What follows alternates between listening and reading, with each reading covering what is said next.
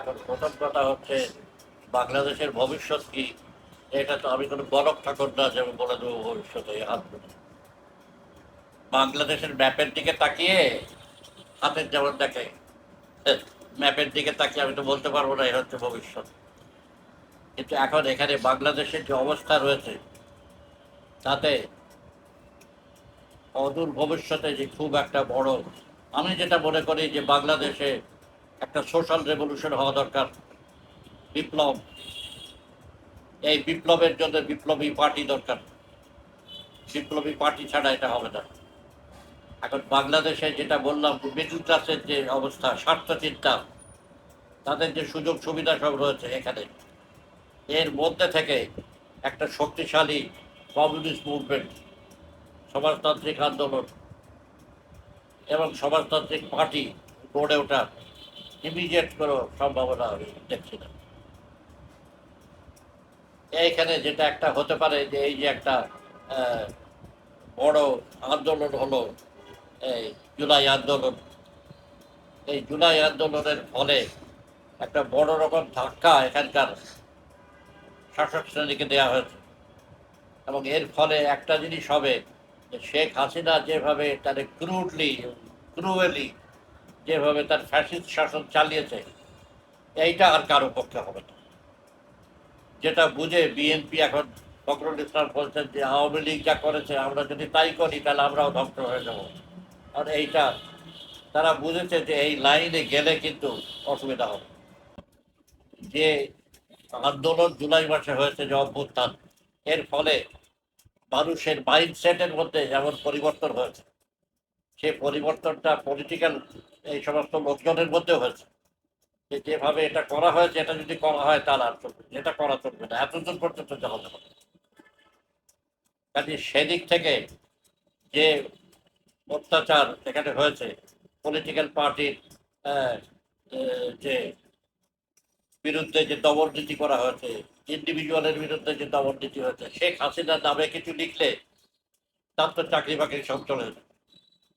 খবরের কাগজে তো শেখ হাসিনার নামে কিছু লিখলে ছাপছে না, কারো কিছু বলার ক্ষমতা নাই। একমাত্র আমি শেখ হাসিনার নাম করে অনেক লিখেছি, কিন্তু অনেক লিখেছি কোথায়? আমাদের কাগজে লিখেছি, সংস্কৃতিতে লিখেছি, জনযুগে লিখেছি। অন্য কোনো কাগজে যদি শেখ হাসিনার নামে কিছু লেখা যাচ্ছে, সে ছাপবে না। ভাই, প্রথম আলো তো যেমন ছাপবে না, আগেকার দিনে প্রথম আলোতে ছাপবে না, বণিক বার্তা তো ছাপবে না, কেউ ছাপবে না। শেখ হাসিনার নাম করে। আচ্ছা, শেখ হাসিনা বণিক বার্তাতে অবশ্য কোনো প্রবন্ধ আমি লিখে কখনো, সাক্ষাৎকার তো করেছি, যাই হোক। তো আমি একমাত্র লোক যে নাম করে তাকে সব জায়গায়, সে যথেষ্ট সমালোচনা। কারণ আমার গায়ে হাত দেওয়ার ক্ষমতা শেখ হাসিনা ছিল। একবার সে দেখেছিল 98 সালে, একবার প্রথম। আমার গায়ে যদি হাত দেয় তাহলে এইখানে অসুবিধায় পড়ে যাবে, পশ্চিমবাংলায় অসুবিধা। 98 সালে যখন আমার লেখা নিয়ে গন্ডগোল করলো, দেশ পত্রিকা ব্যান করলো, তখন এইখানে তো আন্দোলন হয়েছিল, পশ্চিমবাংলাতেও আন্দোলন হয়েছিল। পশ্চিমবাংলাতে একটা পত্রিকা বিশেষ সংখ্যা বের করেছিল এত বড়, অসংখ্য লোক তাতে লিখেছিল। তখনই সে প্রথমে মনে করেছিল যে এটা করে সে পাদ পেয়ে যাবে, কিন্তু দেখলো যে রিয়াকশন হয়েছে, তাতে এরপরে এখন আবার গায়ে হাত দেওয়া শেখ হাসিনার পক্ষে সম্ভব। এবং আমিও জীবনে এসব পরোয়া করিনি, বেপরোয়া ভাবে আমি লিখেছি। এখন এই শেখ হাসিনা একটা জিনিস নিয়ে খুব অস্থির ছিল, তার বাপের যে ভূমিকার কথা সে বলে, তার বাপ, হ্যাঁ, বঙ্গবন্ধু, সে বাপকেও বঙ্গবন্ধু বলতো সবসময়। বঙ্গবন্ধু ভাষা আন্দোলন যেভাবে করেছিলেন, নেতৃত্ব দিয়েছিলেন ইত্যাদি। আর আমি বলেছি যে ভাষা আন্দোলনের তার কোনো ভূমিকা ছিল না। প্রত্যেক ফেব্রুয়ারি মাসে সে আমার নাম করে বলতো যে উনি লিখেছেন যে বঙ্গবন্ধুর কোনো কর্ম করেছেন বঙ্গবন্ধু।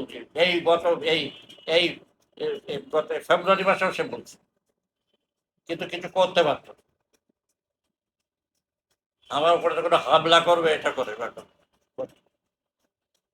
কিন্তু এইটা নিয়ে সে অস্থির ছিল। আমি ভাষা আন্দোলনের বইটা লিখে শেখ মুজিবের এটা শেষ করেছি। আমি যদি না লিখতাম তাহলে এসব আবুল তাবুল বুদ্ধিজীবী আওয়ামী লীগের এরা লিখে সেলিনা হোসেনের মতো বঙ্গবন্ধু ভাষা আন্দোলন এইসবই চালু।